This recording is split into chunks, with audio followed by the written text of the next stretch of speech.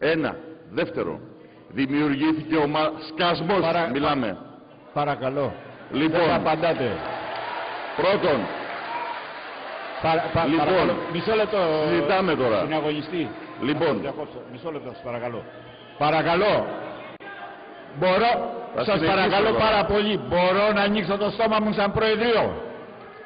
Σας παρακαλώ πάρα πολύ. Σεβασμός. Σεβασμός. Όποιος προσβλήθηκε θα τα βρούμε έξω. Ούτε εδώ δείχνει σεβασμό. Ούτε τώρα. Και τώρα προσπαθείς να με φημώσεις. Αυτό το θεωρείς δημοκρατία? Έλεος, ρωτάω.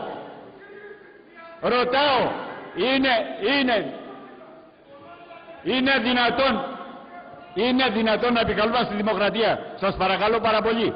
Έχει δικαίωμα ο καθένας να εκφράσει, υπερασπιζόμαστε την άποψη του καθενός. Ορίστε παρακαλώ. Εγώ. Από ποιον, από σένα? Όχι, από κανέναν. Δεν δέχομαι να διακόπτομαι. Και ιδιαίτερα δεν δέχομαι να διακόπτομαι. Και παρακαλώ. Συναγωνιστές. Παρακαλώ πολύ. Δείξτε τον απαραίτητο σεβασμό στον ομιλητή. Όποιος και αν είναι αυτός.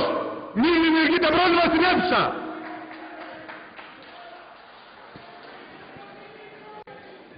παρακαλώ πάρα πολύ. Θα τα πούμε και για τον τρόπο που εκλέχθηκες από την Αφήστε τον οποιοδήποτε ομιλητή να εκφραστεί.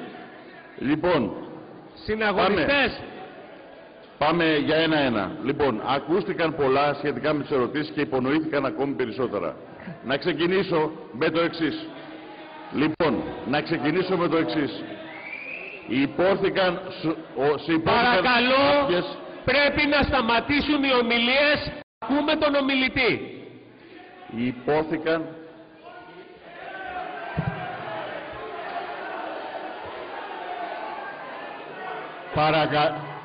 Σταμάτα, Δημήτρη, δεν ασχολείσαι. Μην εκνευριστείς. Δημήτρη.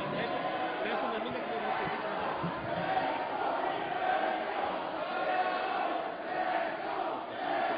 Το ξέρω. Άντε. Ήρεμα.